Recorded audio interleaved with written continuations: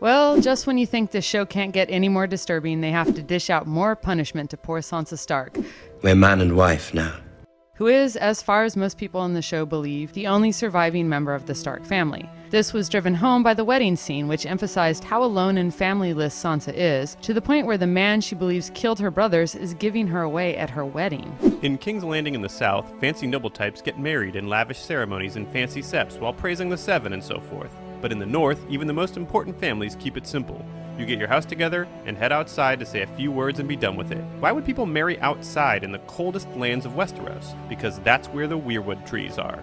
Northerners believe that the old gods watched them through the weirwood trees. They're only half right. In reality, it's green seers that watch them through the weirwood trees. People who have the psychic gifts to allow themselves to meld with the tree and look through the face of any weirwood in Westeros. Remember that creepy old tree guy that Bran saw at the end of season 4? He uses the weirwood trees as a window to the world, and he's giving that gift to Bran. In a sense, people like Bran are the old gods. That means Bran almost certainly witnessed this abomination of a wedding as it was happening. But greenseers like Bran don't just have to watch in plotting real time. Last season, on his way to the cave, Bran touched a weirwood and had visions of the past, like his father with his sword, and of the future, like a ruined King's Landing in winter. Greenseers can see through time as well as space, which means Bran may already know if and when someone will rescue poor Sansa.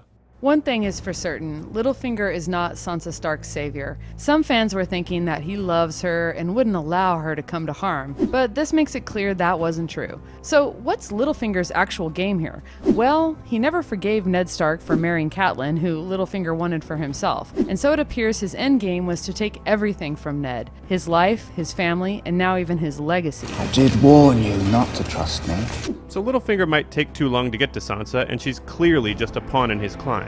But she isn't as alone as it seems. Brienne is nearby, and certainly is ready to come to her rescue at a moment's notice. And Stannis, as Littlefinger reminds us, is marching on Winterfell. That may not mean much to Sansa, but we all know that Stannis and her brother Jon are bros now. So there is hope for her yet, though it is troubling that her two possible saviors are at odds, what with Brienne threatening to kill Stannis and all. Theon's still around, and the episode ended with his face full of guilt and horror.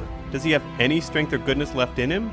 There are also the older servants of Winterfell, who might know their way around the castle in a way the Boltons don't. Sansa's in a terrible place, but she may have more help nearby than she did in the bad old King's Landing days. While Jaime and Brienne are in opposite ends of Westeros, it's clear this season that they continue to be linked by a common mission. Both of them have traveled to faraway lands chasing after princesses in danger, and in both cases, the princesses initially reject the chivalrous offer of service from the gallant knights seeking to save them.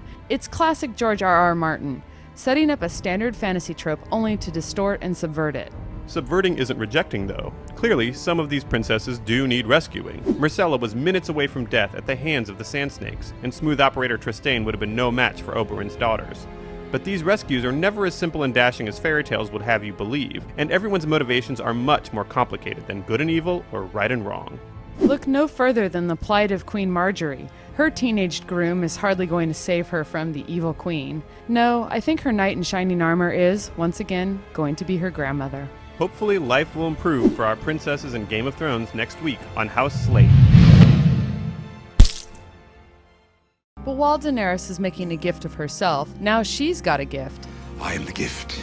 In the person of Tyrion Lannister being plopped right down in her lap. I know fans are excited and can't wait for these two to become friends. Tyrion announced himself so boldly that